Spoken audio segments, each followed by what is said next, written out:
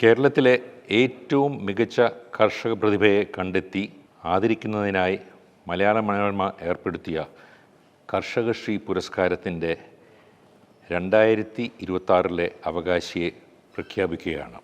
2 വർഷത്തിലൊരിക്കൽ നൽകുന്ന ഈ അവാർഡിൻ്റെ 18ാമത് ജേതാവിനെയാണ് ഇപ്പോൾ തിരഞ്ഞെടുത്തിരിക്കുന്നത്.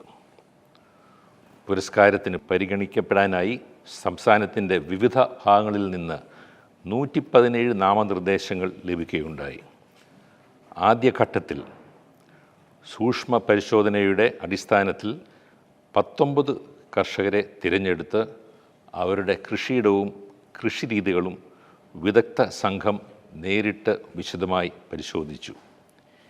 ഈ 19ൽ നിന്ന് വീണ്ടും 5 കൃഷിയിടങ്ങൾ വിദഗ്ധ സംഘം നേരിട്ട് പോയി തയ്യാറാക്കിയ വിശദമായ റിപ്പോർട്ടും വീഡിയോ ദൃശ്യങ്ങളും വിലയിരുത്തിയാണ് ജേതാവിനെ നിശ്ചയിച്ചത്.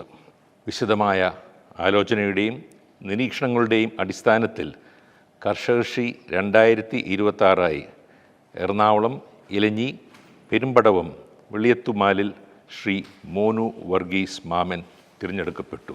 3 ലക്ഷം രൂപയും പ്രശംസാപത്രവും സ്വർണ്ണപ്പതക്കവും ഉൾപ്പെടുന്ന പുരസ്കാരമാണിത്. 2026 ഫെബ്രുവരിയിൽ തൃശ്ശൂരിൽ നടക്കുന്ന കർഷകശ്രീ കാർഷിക മേളയിൽ പുരസ്കാരം സമർപ്പിക്കും. അന്തിമ പട്ടികയിൽ സ്ഥാനം പിടിച്ച മറ്റു കർഷകരെ സമിതി പ്രത്യേകം പ്രശംസിച്ചിട്ടുണ്ട്. കർഷകശ്രീ പുരസ്കാരം ആദ്യമായാണ് എറണാകുളം ജില്ലയിലേക്ക് എത്തുന്നത്.